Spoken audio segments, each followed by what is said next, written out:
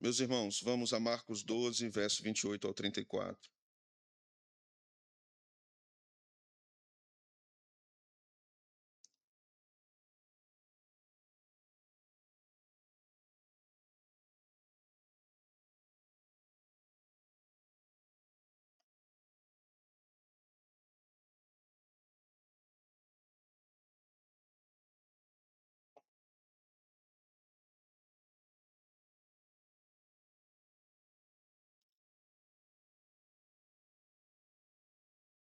O texto sagrado nos diz assim: Chegando um dos escribas, tendo ouvido a discussão entre eles, vendo como Jesus lhes houvera respondido bem, perguntou-lhe: Qual é o principal de todos os mandamentos? Respondeu Jesus: O principal é: Ouve, ó Israel, o Senhor nosso Deus é o único Senhor. Amarás, pois, o Senhor teu Deus de todo o teu coração, de toda a tua alma, de todo o teu entendimento e de toda a tua força. O segundo é: amarás o teu próximo como a ti mesmo. Não há outro mandamento maior do que estes. Disse-lhe o escriba: Muito bem, mestre.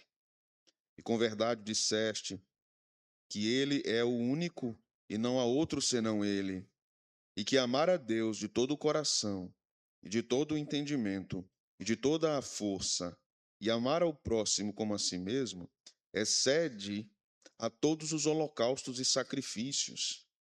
Vendo Jesus que ele havia respondido sabiamente, declarou-lhe: Não estás longe do reino de Deus. E já ninguém mais ousava interrogá-lo. Amém. Senhor, abençoa-nos. Fala conosco por meio de tua palavra. Ensina-nos o Santo Evangelho. É o que nós te oramos, no nome de Jesus. Amém. Podem sentar, irmãos. Em meio a tantas controvérsias de Jesus com os religiosos, como nós temos visto já há algumas semanas, agora nós temos Jesus diante de um homem que lhe faz uma pergunta muito interessante. Nesse texto, o Senhor revela que a verdadeira religião não consiste em debates teológicos. Vimos muito sobre isso anteriormente. Vimos sobre isso quando Jesus tratou sobre o tributo, quando Jesus tratou sobre a ressurreição, sobre casamento, no texto anterior. Mas chegamos agora em uma parte que o texto e o próprio evangelista Marcos objetiva nos mostrar por meio da fala de Jesus e de seu diálogo com aquele escriba, que a verdadeira religião não consiste em debates teológicos, nem em observância religiosa ou numa ortodoxia meramente intelectual, ou seja, uma convicção doutrinária apenas reside na mente.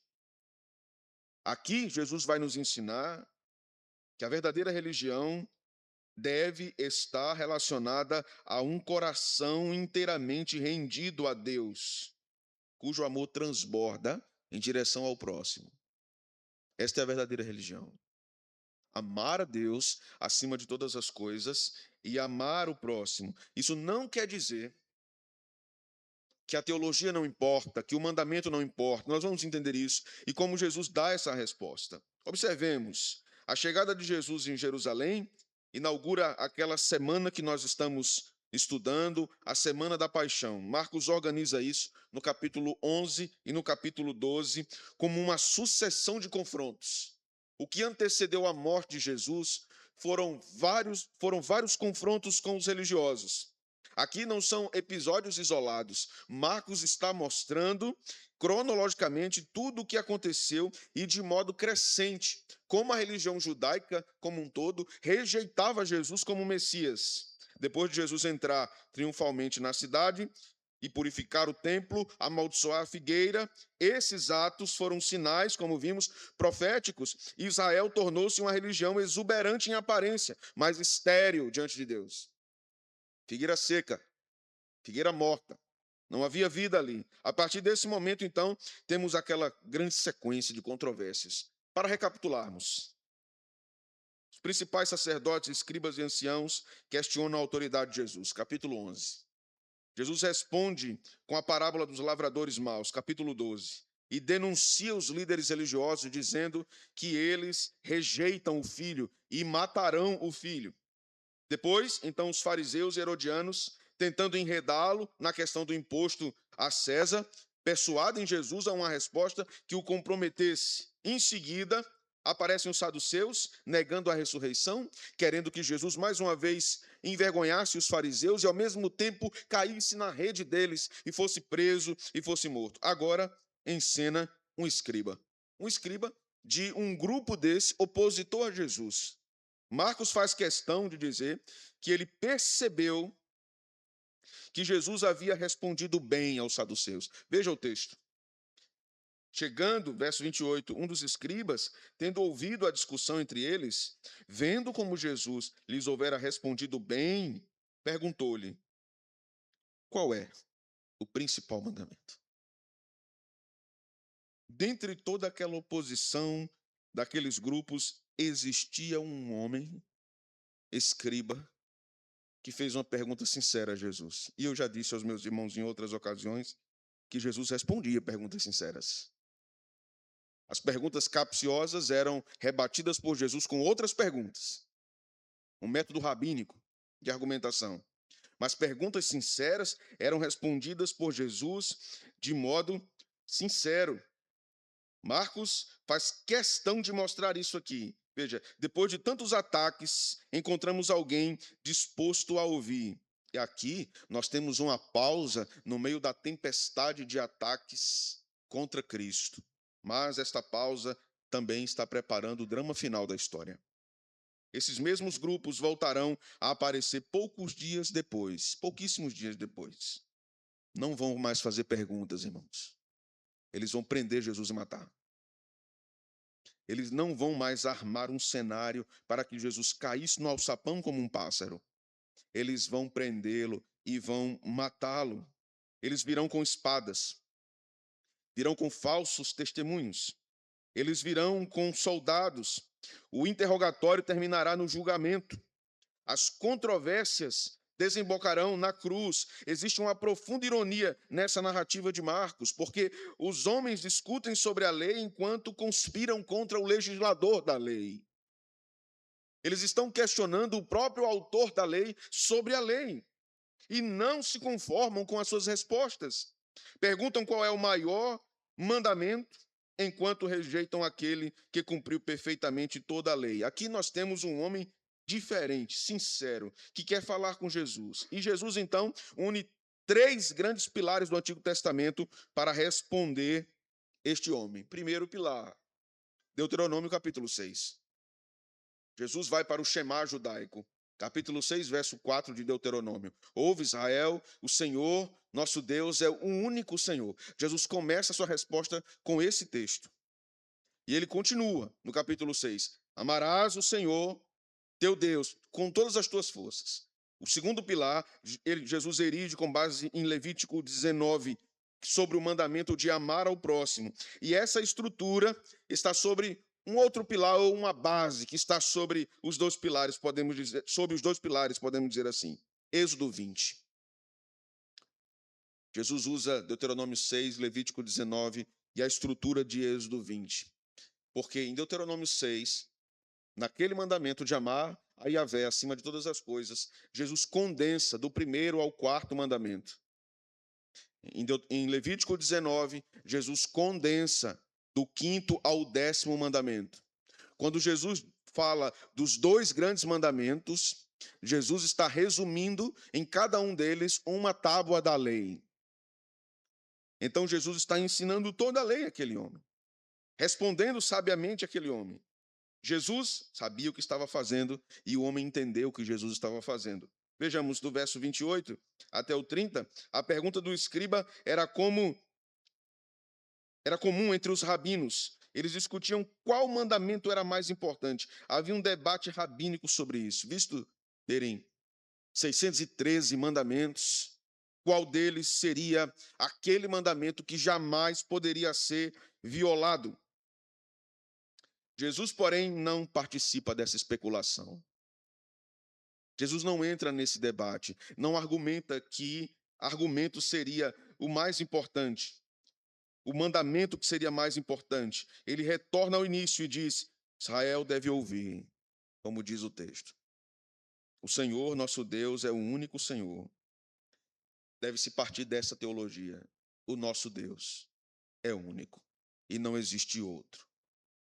Estas palavras são importantes, porque quando ele diz o Senhor é um, nasce aqui, irmãos, a ética do povo de Deus. A ética sempre nasce da teologia. A forma que vamos viver parte da compreensão que temos sobre Deus. Então aqui, a obediência nasce necessariamente da revelação. Eu preciso saber o que Deus diz para obedecê-lo. Se eu não sei o que Deus diz, como vou obedecê-lo? Foi exatamente assim no Sinai. Antes de entregar o decálogo, Deus declara: eu sou o Senhor teu Deus, que tirei da terra do Egito. Eu tirei você do Egito. Eu me revelei a você. E agora lhe dou os mandamentos para que vocês vivam por ele. O relacionamento com Deus precederá a obediência a Deus. Como alguém obedecerá verdadeiramente a Deus se não tiver um relacionamento com ele? Nunca obedeceremos a Deus se não conhecermos como nosso Pai. Podemos obedecer uma série de códigos religiosos, mas não a Deus. Obedecemos a Deus por amor a Deus. Essa é a verdadeira obediência ao Senhor. Obedecemos porque Ele é o nosso Deus. Ele nos salvou. Veja, amar é responder à revelação de Deus. Jesus prossegue, observe no texto. Verso 30.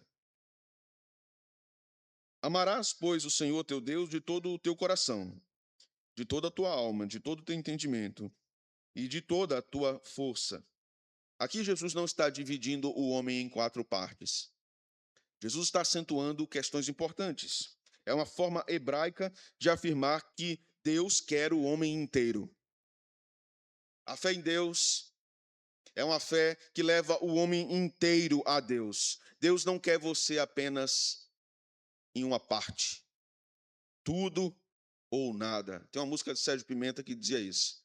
Tudo ou nada, pega ou larga de vez. Tudo ou nada. Ou tudo é dele ou nada é dele. Em relação ao nosso coração. O texto diz: ame com o coração. Então isso representa os nossos afetos. O texto diz: com a alma. Isso representa toda a vida. Com o entendimento, isso representa os nossos pensamentos, com toda a força, tudo aquilo que somos capazes de realizar. Tudo isso deve convergir no amor que devemos ter a Deus. Este é o maior mandamento: amar a Deus acima de todas as coisas. Fazendo isso, guardaremos a primeira tábua da lei, do primeiro até o quarto mandamento. Por que não adoramos outros deuses? Porque amamos a Deus. Por que não construímos outros deuses para adoração? Porque amamos a Deus. Por que nós não invocamos seu nome em vão? Porque amamos a Deus. Por que nós o adoramos no dia que ele designou semanalmente? Porque amamos a Deus. Não é meramente uma relação legalista com os mandamentos. É uma relação afetuosa com os mandamentos. Se me amardes, guardareis os meus mandamentos. Jesus ensinou isso e João registrou isso. Nada pode permanecer, meus irmãos, fora do senhorio de Deus. Ele não deseja apenas sua presença aqui nos domingos. Não. Eu já trouxe muitas instruções para esta congregação sobre o dia do Senhor. Muitas. Mas agora eu quero olhar para isso com outra perspectiva. Porque talvez você tenha entendido algumas coisas erroneamente. Deus não quer só o domingo. Ele não quer só o domingo. Ele quer a sua vida inteira. Você pode estar muito certinho em relação ao domingo. De manhã eu tenho que ir para a igreja. De noite, hoje é dia de igreja, eu tenho que ir para a igreja. E de segunda a sábado, Deus não está sendo honrado. como deveria e amado como deveria. Deus quer sua adoração no dia do Senhor, como a coroação de uma semana de obediência, irmãos. Como a coroação de uma semana de obediência. Como a coroação de uma semana de quebrantamento, de busca a Deus na sua palavra. Veja só, Deus quer a nossa imaginação, Deus quer a nossa inteligência, Deus quer os nossos recursos, Deus quer os nossos sonhos, Deus quer os nossos projetos, Deus quer os nossos desejos, Ele quer tudo. Tudo na nossa vida Ele quer. Tudo que fizermos deve ser com a finalidade de glorificá-lo. Ainda que seja secundariamente para o nosso bem, que seja primariamente para glorificá-lo. O primeiro mandamento não exige simplesmente prioridade. Deus não quer prioridade. Escute isso. Deus não quer prioridade. Deus quer exclusividade. Deus não quer ser apenas o primeiro na escala da sua vida. Ele quer ser o único. Exclusividade. Aqui nós temos o problema do homem. E o problema do homem sempre foi um problema de amor. Você sabe disso? O problema do homem sempre foi um problema de amor. Normalmente pensamos que o pecado nasce da ignorância. Mas a Escritura diz outra coisa. O pecado nasce de um coração que ama aquilo que não deveria amar. O pecado é amarmos o que não deveríamos amar. E abominarmos, rejeitarmos o que deveríamos amar. Isso é o pecado. Pecado não é ignorância. Porque Paulo diz em Romanos que os homens detêm a verdade de Deus pela sua injustiça. Não tem ignorância. Todos os homens têm uma revelação dada por Deus de que Ele é um Deus majestoso e criador e existe. O pecado, na verdade, é a mudança de direção do nosso coração para amar o que Deus odeia. Por isso Deus vai dizer, não terás outros deuses. Não ame outros deuses. Não faça imagens. Não tome o nome do Senhor em vão. Lembre-se do sábado. Irmãos, todos perguntam a mesma coisa. Todos esses mandamentos perguntam a mesma coisa. Quando lemos, não adorarás outro Deus, não farás imagem de escultura, não invoque o nome do Senhor, seu Deus, em vão, guarde o dia do Senhor para adorá-lo, santificá-lo. Todos esses mandamentos nos fazem uma pergunta só. Quem ocupa o centro do seu coração? Quem ocupa? O que está no centro do seu coração? Olhe para o seu coração e olhe para o que Deus está dizendo. Não é aqui uma questão dos códigos da igreja. Da igreja está dizendo a você o que você pode, o que você não pode fazer. Aqui a questão é o seguinte: Deus é alguém exclusivo na sua vida. Ele ocupa o lugar central na sua vida. Ele é o sol da justiça. Ele é o centro do universo. No seu viver, Adão caiu. Adão caiu não porque lhe faltava conhecimento. Foi isso? Faltou conhecimento para Adão? Não. Tinha revelação para Adão. Adão não caiu por causa da ignorância. Ele caiu porque ele deixou de amar a Deus acima de todas as coisas. Caímos quando deixamos de amar a Deus acima de todas as coisas. Toda idolatria é, no fundo, uma crise de amor. Ou não é, meus irmãos? Toda idolatria é uma crise de amor. Agostinho, teólogo da Igreja Antiga, escreveu um belíssimo livro. Uma teologia poética que eu recomendo que todos os irmãos dessa congregação leiam. As Confissões. Ali é uma autobiografia de Agostinho, mas ele trata profundamente acerca do coração humano. Suas confissões não começam descrevendo seus pecados. Sabia disso? Ele não começa dizendo, eu pequei nisso, foi terrível, eu zombei de Deus, eu fiz isso, vivi em prostituição. Ele não começa dizendo isso. Agostinho começa suas confissões falando sobre o vazio que existia nele diante de Deus. logo nas primeiras linhas desta belíssima obra, um clássico da teologia cristã, ele diz o seguinte: fizeste-nos para ti, e inquieto está o nosso coração, enquanto não repousa em ti. O nosso coração permanecerá em estado de inquietação, enquanto ele não repousar no Senhor. Não depositar no Senhor todas as forças do nosso amor. Isso aqui é extraordinário. A percepção de Agostinho é extraordinária, é profunda. Agostinho compreendeu que a inquietação humana não é psicológica, irmãos.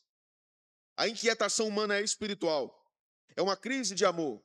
O coração foi criado para Deus. Enquanto tentar repousar o nosso coração no dinheiro, no sucesso, no prazer, na carreira, na família, na reputação ou até mesmo na religião, ele vai permanecer inquieto. O coração tem que repousar em Deus.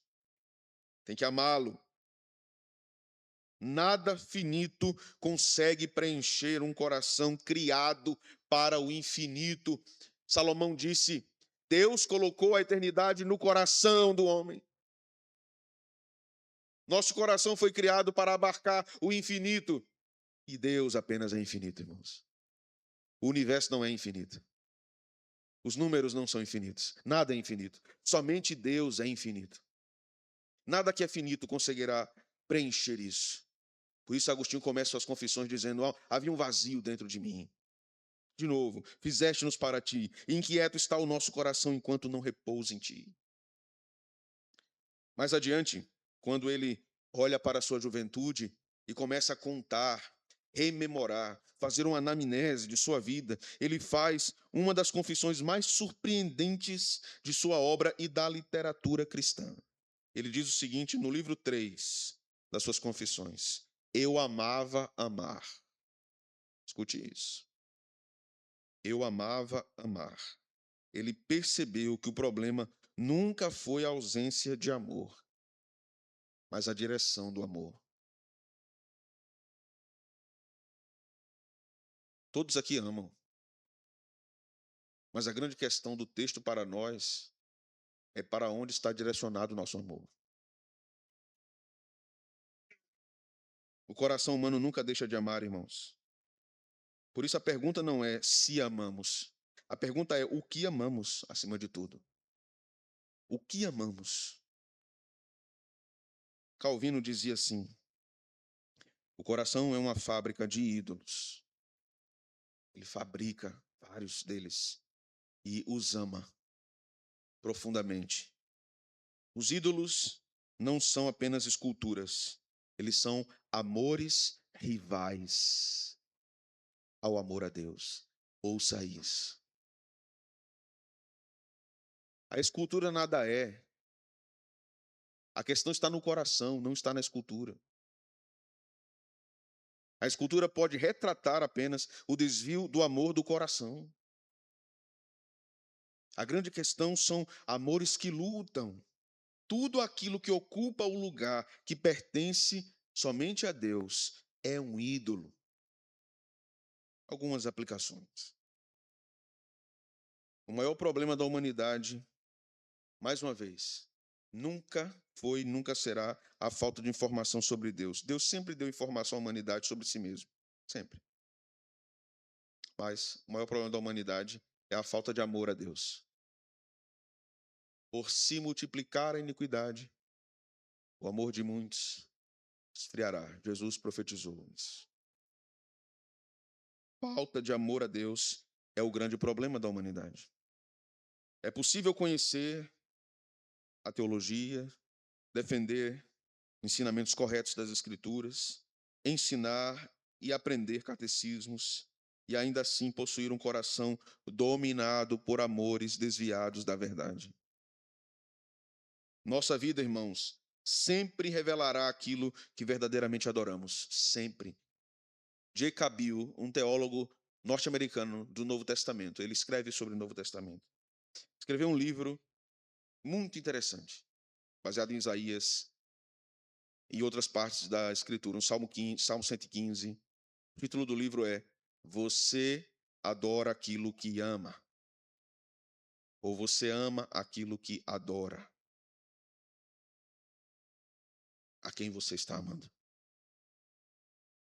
A quem você ama, você adora. Não podeis servir a Deus e a Mamon. Se o Senhor é Deus, segui-o.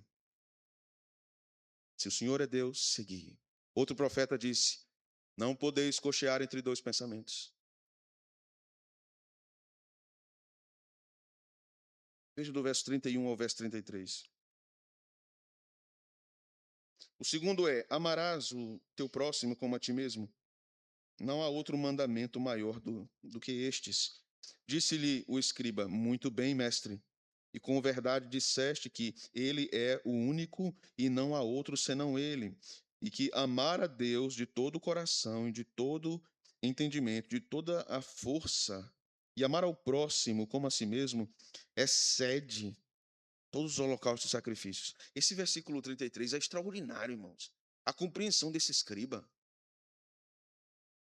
Ele disse: mestre, amar a Deus e amar ao próximo é mais importante do que os sacrifícios levíticos.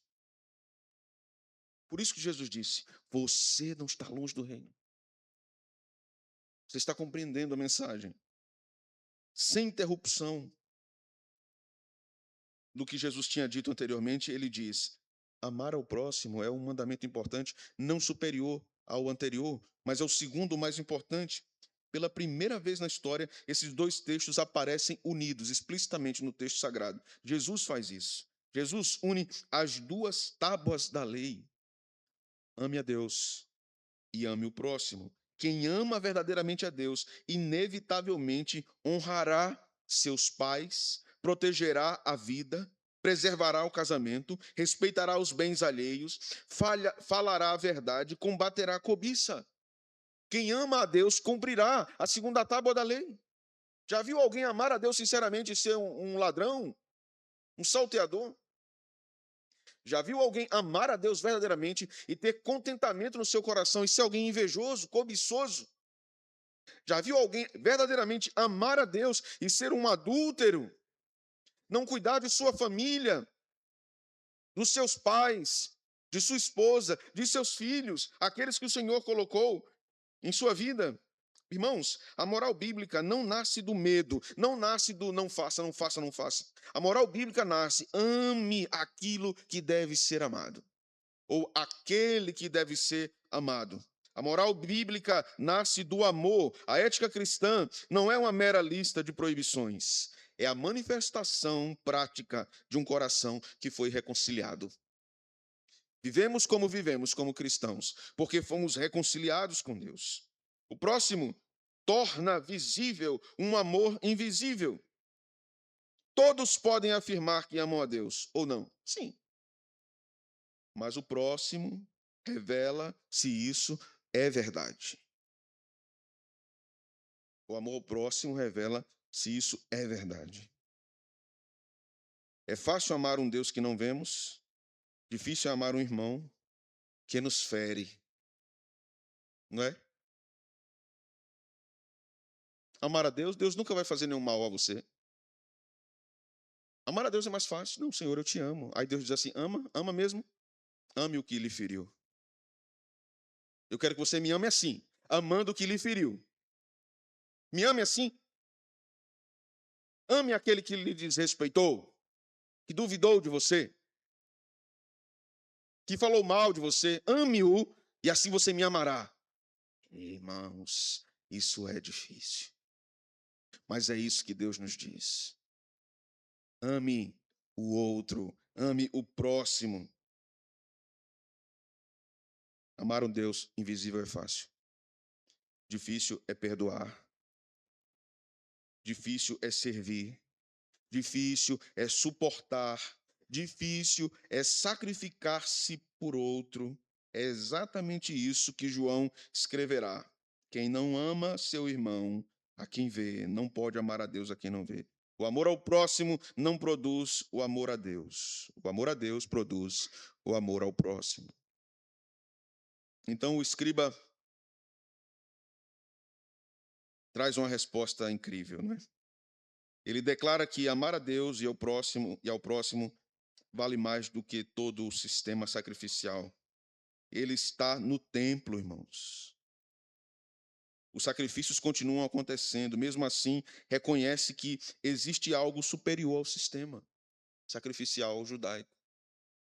Ele está reconhecendo que a revelação de Deus está progredindo e que Jesus está mostrando isso, essa progressão. Ora, irmãos, os profetas sempre anunciaram isso. Samuel disse isso, Isaías disse isso, Oséias disse isso, Miqueias disse isso. Deus nunca desejou liturgia sem coração. Nunca. Aquele homem religioso estava diante de um contexto judaico de sacrifício e culto judaico e disse: eu sei que isso não é o que verdadeiramente agrada a Deus. Eu sei que o amor é o que verdadeiramente agrada a Deus. Irmãos, Deus, mais uma vez, nunca desejou uma liturgia sem coração. Culto sem amor a Deus sempre foi rejeitado por Deus. Sempre. Deus não quer culto sem amor. Deus não quer um culto mecânico. Deus quer um culto bíblico, que siga as suas ordens, mas que seja profundamente amoroso por Ele. Porque Deus vem a nós no culto com amor. E Deus quer resposta amorosa do seu povo. Nesse ponto, as palavras de Agostinho voltam a soar aos nossos ouvidos nessa noite. Ele diz assim, uma das frases também mais bonitas da obra. E mais emocionantes, mais emocionante. Tarde te amei. Ó beleza tão antiga e tão nova. Tarde te amei. Eis que estavas dentro de mim e eu fora, aí te procurava. Tarde te amei. Ele reconhece o seu grande pecado. Você deve reconhecer também. Sabe qual é o seu grande pecado? Não amá-lo acima de todas as coisas. Esse é o grande pecado. Você pode pensar, mas eu vivi uma vida de prostituição, eu vivi uma vida de erro, eu vivi uma vida de malandragem, eu pequei tanto, eu fiz tantas coisas erradas, tantas coisas, eu lamento por tantas coisas, mas o que você deve realmente dizer a Ele é: Senhor, me perdoe, porque não tenho amado como deveria. Este é o maior pecado. Porque se eu lhe amar como eu devo, a minha vida seguirá a tua vontade. Irmãos, durante anos, Agostinho trabalhou como professor, um mestre de retórica, mas não reconhecia que tinha uma necessidade profunda de Deus. Aquele vazio só podia ser preenchido pelo infinito, Deus infinito. Muitos amam a criação. Muitos amam. Poucos amam o Criador. Muitos desfrutam dos presentes que Deus dá na criação. Mas poucos reconhecem que aquilo vem de sua mão graciosa e bondosa. O homem é ingrato. Toda ingratidão está ligada à falta de amor. Você se surpreende quando alguém é ingrato? Na maioria das vezes nós nos surpreendemos. A ingratidão é falta de amor. Veja, tudo que a gente aprende aqui deve nos conduzir ao amor, irmãos.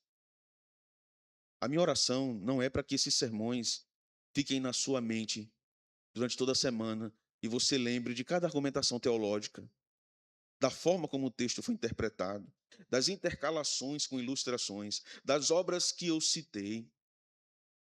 A minha oração é que o ensino sólido das Escrituras nesta igreja leve você a amar mais a Deus.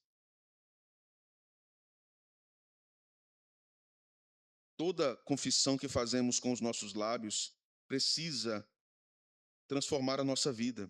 Uma igreja pode possuir uma excelente doutrina e ainda assim perder o coração do Evangelho. Vá comigo para Apocalipse, capítulo 2.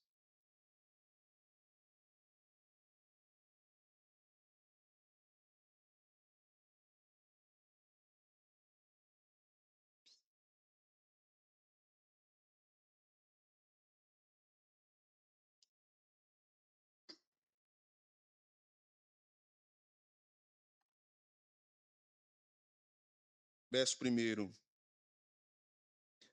Ao anjo da igreja em Éfeso escreve: estas coisas diz aquele que conserva na mão direita as 7 estrelas e que anda no meio dos 7 candeeiros de ouro. Conheço as tuas obras, tanto o teu labor como a tua perseverança, e que não podes suportar homens maus, e que puseste à prova os que a si mesmos se declaram apóstolos e não são, e os que achaste mentirosos, e tens perseverança, e suportaste provas por causa do meu nome, e não te deixaste esmorecer. Tenho, porém, contra ti, que abandonaste o teu primeiro amor. Veja só. Ouça-me. Escute esse texto. Imagine Jesus dizendo isso à primeira igreja de Caruaru. Parabéns, meus servos. Vocês não têm deixado a falsa doutrina triunfar nesta congregação. Vocês sofreram por amor do meu nome, por causa do meu nome, defendendo o meu nome. Parabéns. Parabéns, porque vocês, inclusive, chotaram os homens maus, afastaram eles da igreja, preservando a igreja. Parabéns, vocês têm uma seriedade doutrinária admirável. Tenho, porém, contra ti, primeira igreja, que vocês não me amam como deveriam.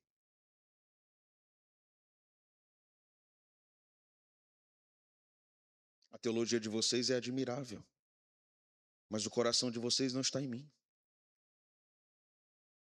Vocês me trocam facilmente. Vocês não oram a mim.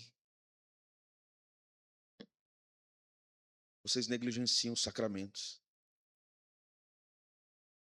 Vocês abandonam o dia do Senhor.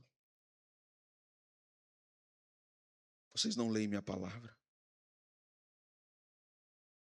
Eu não quero apenas uma declaração de lábios. Porque muitos me honram com lábios, mas o seu coração está longe de mim. Tenho, porém, contra ti, primeira igreja. Imagine isso. Que abandonaste o primeiro amor. Imagine você como a igreja de Éfeso se sentiu quando leu isso aqui.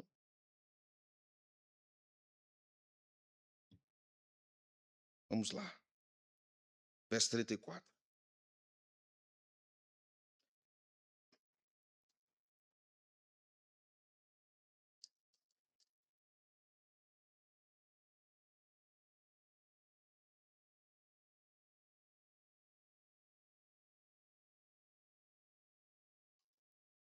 Vendo Jesus que ele havia respondido sabiamente, declarou-lhe: não estás longe do reino de Deus. Esta talvez seja uma das frases mais solenes do Evangelho de Marcos. Aquele homem estava perto. Deus estava se mostrando a ele. Ele estava ouvindo o que Jesus estava pregando, mas ele ainda não havia entrado. Estava perto do reino, mas não havia entrado no reino. Irmãos, é possível estar perto do reino sem ter entrado nele. Jesus disse ao escriba: você acertou. Você está perto do reino. Perto não é dentro. Podemos estar muito perto. O escriba compreendeu corretamente o ensino. O escriba respondeu corretamente, concordou corretamente, mas Marcos nunca diz que ele seguiu Jesus. Existe uma diferença, irmãos, entre admirar Jesus e render-se a ele. Existe uma diferença. A distância entre estar perto do reino e estar no reino pode parecer muito pequena, mas é a distância entre a vida e a morte. Onde você está? Perto do reino ou nele? O reino exige um novo coração. Poucos dias depois, aqueles mesmos grupos aparecerão novamente. Vão prender Jesus, não haverá mais discussão, a conspiração começará. O amor que Jesus exige nesse texto será demonstrado por ele mesmo na cruz, não pelos homens. Ele demonstrará este amor na cruz. Somente Cristo amou o Pai de todo o coração. Somente Cristo amou o próximo da forma mais perfeita. Quando Jesus ensina sobre amar a Deus e ao próximo, ele está sendo o maior modelo disso. Somente ele amou o Pai com todas as forças, com todo entendimento. Somente ele amou a nós naquela cruz, morrendo, se dando, se doando, se sacrificando daquele jeito. Somente Cristo cumpriu perfeitamente toda a lei. Somente Cristo amou o próximo a ponto de entregar a sua própria vida pelos seus inimigos. Quando Jesus disse, amarás o teu inimigo, ele cumpriu isso quando amou a mim e a você. Nós éramos inimigos. Se você disser assim, mas Senhor, é tão difícil, ele vai dizer, eu fiz. Eu amei você.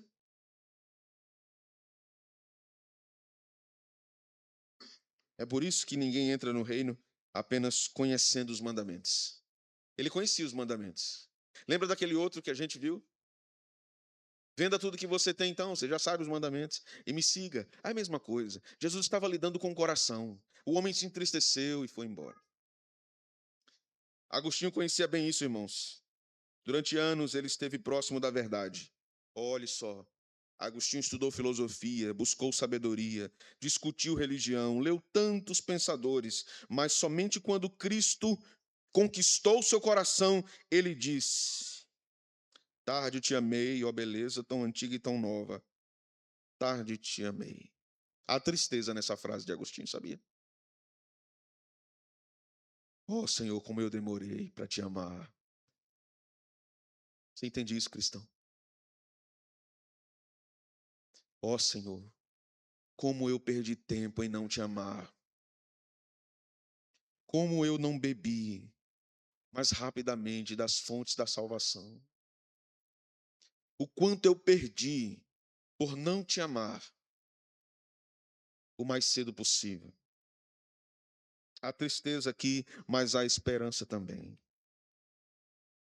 Porque aquele que lamenta ter amado a Deus tão tardiamente, finalmente descobriu o único amor capaz de satisfazer a alma.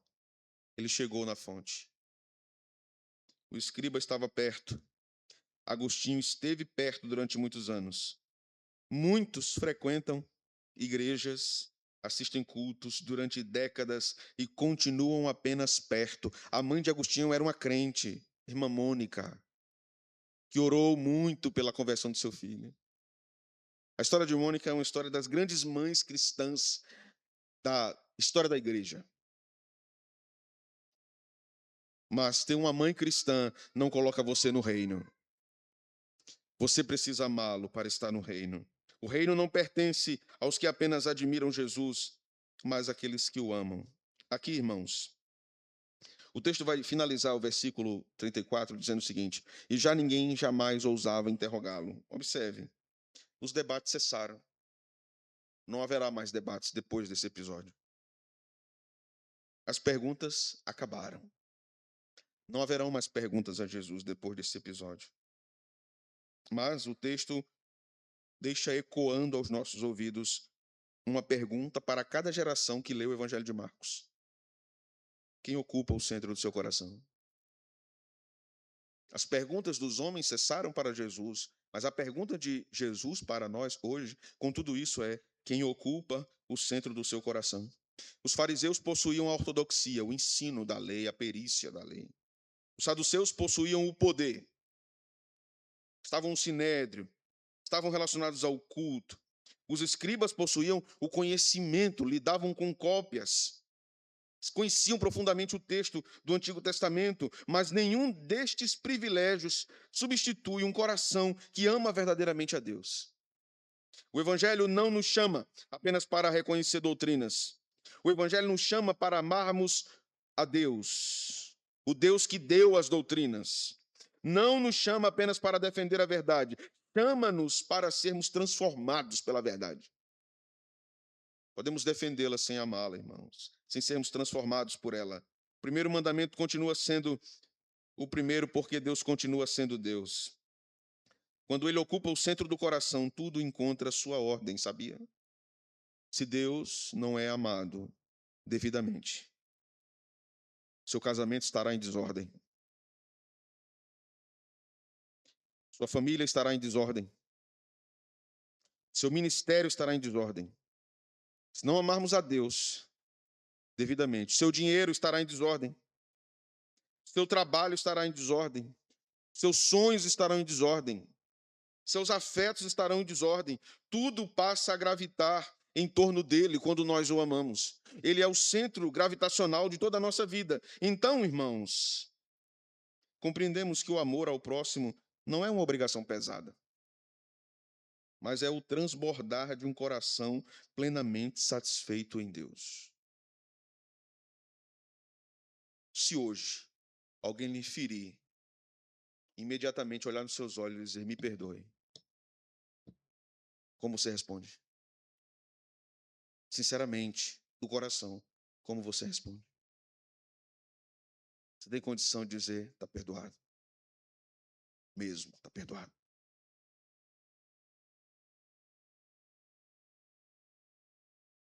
Observe. Enquanto os religiosos discutiam qual era o maior mandamento, o próprio Cristo estava caminhando silenciosamente para o Calvário. Ali, no Calvário, o filho amará o pai com perfeita obediência, até morrer. Até morrer. Ali, no Calvário, ele amará o próximo entregando a sua vida por pecadores. Ele amará os seus inimigos até morrer. Ali, Jesus cumprirá perfeitamente toda a lei. Ali, ele vai realizar aquilo que nenhum de nós jamais conseguiria realizar. Essa inquietação, irmãos, do coração humano. Esta que Agostinho disse, só termina quando Cristo reina no coração. Fizeste-nos para ti, inquieto está o nosso coração, enquanto não repousa em ti. Essa inquietação só terminará quando Cristo reinar no coração. Porque o maior mandamento não encontra sua resposta definitiva em nossa capacidade de amar. Não é isso. Se você entendeu isso em todo o sermão, no final eu digo, entendeu errado. Não é sobre a nossa capacidade de amar.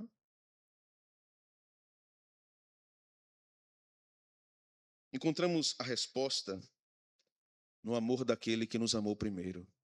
João disse, nós o amamos porque ele nos amou primeiro. Ele entregou-se por nós e pelo Espírito Santo, irmãos, ele transforma os nossos afetos.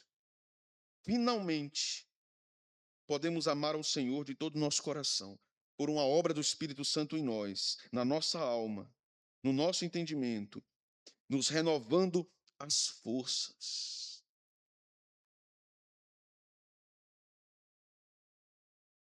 Esse ano perdemos o irmão Marcelo. E ele ganhou para sempre a vida eterna ao lado do Senhor. Em uma das conversas com ele no hospital, na semana de sua morte, ele disse, como você está, meu irmão? Pastor, meu pastor, eu estou pregando para todo mundo aqui. Eu estou falando do meu Salvador aqui, pastor. Estou feliz falando do meu Senhor. Ore por mim, pastor, para que Deus me livre dessa enfermidade. E ele livrou nosso irmão Marcelo.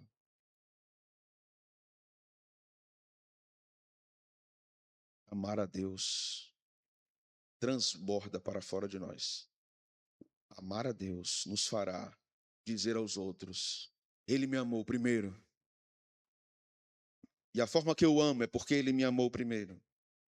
É porque ele veio a mim, é porque ele me amou até morrer, quando eu era inimigo. Abra sua Bíblia em Romanos 5, versículo 8.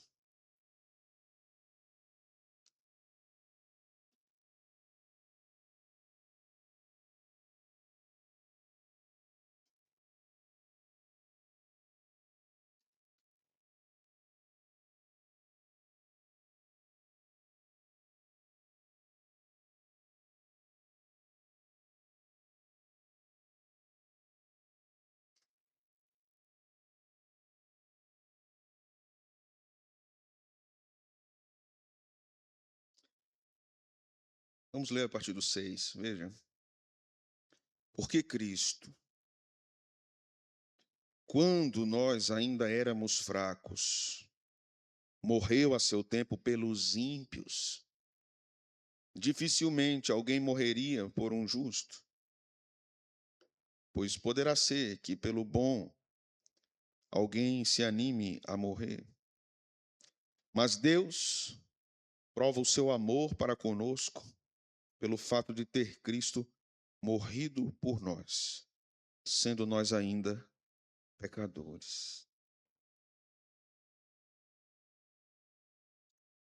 Você lembra daquela fala de Jesus? Ame seu inimigo. Jesus ensinou isso para que obedeçamos isso. Mas ele fez isso. Isso constrange você? Você não merece um pingo, uma gota do amor de Deus. Você é ruim, viu? Você não presta, não. Você não é boa pessoa, não. Você é terrível. A malícia está na sua mente. Seu coração sem Cristo é podre. Suas intenções são duvidosas, até aquelas que manifestam bondade a outro. Suas falas são dúbias. Há imundície muitas vezes na sua mente. Sua carne, sua alma está carregada de pecado. Todas as suas obras de justiça sem Cristo são como um trapo de imundícia. Não servem de nada, são lixo espiritual, lixo. Mas Deus prova o seu amor para conosco, no fato de Cristo morrer por nós, sendo nós ainda pecadores. Ele disse: eu te amarei, inimigo. E você agora não é mais meu inimigo. Você agora não é mais minha inimiga. Você é um reconciliado, uma reconciliada. Seu pecado foi julgado em mim para sempre. E nunca mais você será inimigo. Estás livre para servir e viver para Deus, para amá-lo para sempre, para desfrutar dele para sempre.